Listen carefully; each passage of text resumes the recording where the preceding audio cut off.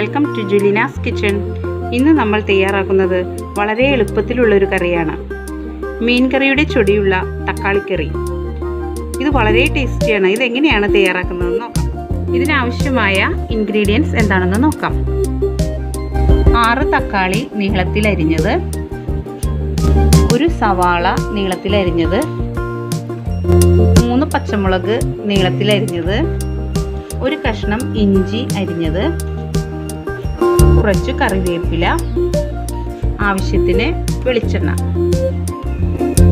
പിന്നെ ഞാനിവിടെ എടുത്തിരിക്കുന്നത് 2 തരം മുളക് പൊടിയാണ്. കാശ്മീരി ചില്ലി പൗഡറും സാദാ ചില്ലി പൗഡറും. അപ്പോൾ കാശ്മീരി ചില്ലി പൗഡർ 2 ടീസ്പൂൺ എടുത്തിട്ടുണ്ട്. സാദാ ചില്ലി പൗഡർ 1 ടീസ്പൂൺ എടുത്തിട്ടുണ്ട്. 1/4 ടീസ്പൂൺ മഞ്ഞൾപ്പൊടി, ആവശ്യത്തിന് ഉപ്പ്, പിന്നെ നാളികേരം അരച്ച പാല്, 1-ാം പാല്, 2-ാം പാല്. ഒരു കടായി വെച്ച് അത് ചൂടാവുമ്പോൾ അതിലേക്ക് വെളിച്ചെണ്ണ ഒഴിക്കാം.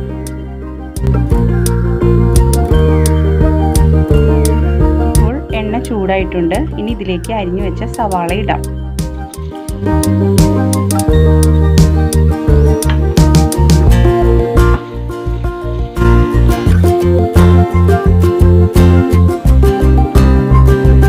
ഒരുവിധം പാടി വന്നിട്ടുണ്ട്. ഇനി നമുക്കതിലേക്ക് പച്ചമുളക്, ഇഞ്ചി, കറിവേപ്പില ഇട്ട് നല്ലപോലെ മിക്സ് ചെയ്യാം. ഇനി ഇതൊരു 2 മിനിറ്റ് ഇതിൽ കിടന്ന് ഒന്ന് മൂത്ത് വരണം. സവാളയും പച്ചമുളകും ഇഞ്ചിയും വേപ്പിലയും ഒരുവിധം മൂത്ത് വന്നിട്ടുണ്ട്. ഇനി ഇതിലേക്ക് മുളക് പൊടി, കാശ്മീരി മുളക് പൊടി, സാദാ മുളക് പൊടി, മഞ്ഞൾപ്പൊടി ഇട്ട് നല്ലതുപോലെ മൂപ്പിച്ചെടുക്കാം.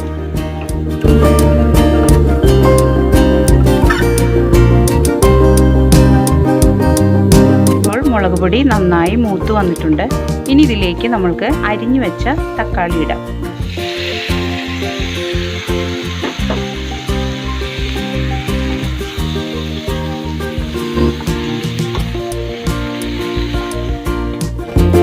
തക്കാളി ഒരുവിധം വാടി വന്നിട്ടുണ്ട്.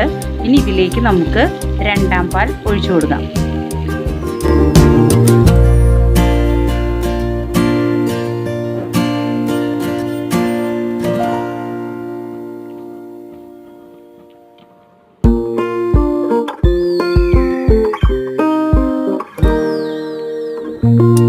ഇനി ഒരു 3 മിനിറ്റ് തക്കാളി ഈ നാളികേരപ്പാലിൽ കിടന്ന് വെന്ത് അതിൻ്റെ പുളിയൊക്കെ ഇളകണം.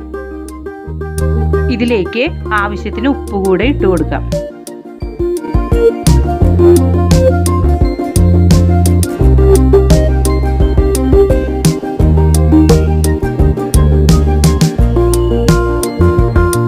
ഇനി 3 മിനിറ്റ് നമുക്കിത് മൂടി വെച്ച് വേവിക്കാം. ഇപ്പോൾ തക്കാളി നന്നായി വെന്തിട്ടുണ്ട്. ഇനി അതിലേക്ക് നമുക്ക് 1-ാം പാൽ ഒഴിച്ചു കൊടുക്കാം.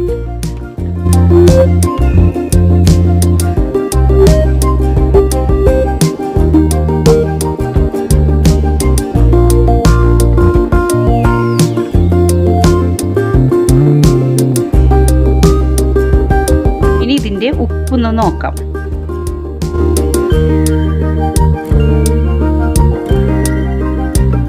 അല്പം ഉപ്പ് കുറവുണ്ട്. അല്പം ഉപ്പ് ചേർക്കാം.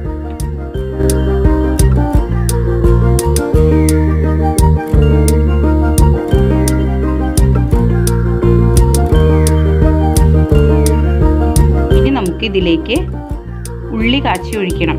ഞാൻ ഇൻഗ്രീഡിയൻസ് കാണിച്ചപ്പോൾ ഉള്ളി കാണിക്കാൻ വിട്ടുപോയി. ഇനി ഉള്ളിയും വേപ്പിലയും കാച്ചിയിടാം.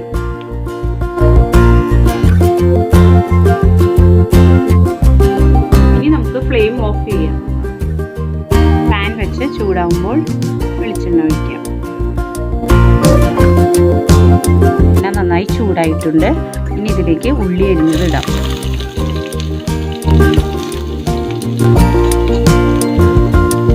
ഇതിൽ കൂടെ 2-3 ഇതൾ വേപ്പിലയും ഇടാം. വേപ്പില നമ്മൾ ആദ്യം ഇട്ടിട്ടുണ്ട്. എന്നാലൊരു നല്ലൊരു സ്മെല്ലിന് വേണ്ടിയിട്ട് നമുക്ക് 2-3 വേപ്പില ഇടാം. ഇപ്പോൾ ഉള്ളി നന്നായി മൂത്ത് വന്നിട്ടുണ്ട്. ഇനി ഇത് നമുക്ക് കറിയിലേക്ക് ഒഴിക്കാം.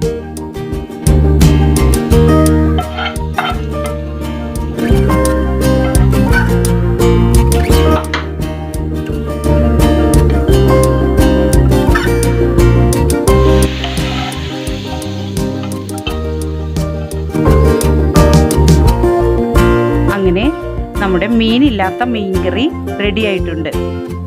ഇനി നമുക്കിത് ഒരു ബൗളിലേക്ക് മാറ്റാം. നിങ്ങളെല്ലാവരും ഇത് ട്രൈ ചെയ്യണം. ഇത് വളരെ ഈസിയും വളരെ ടേസ്റ്റിയുമായ കറിയാണ്. നിങ്ങളുടെ ഫീഡ്ബാക്ക് എന്നെ അറിയിക്കണം. മറ്റൊരു എപ്പിസോഡുമായി വീണ്ടും കാണാം. Thank you.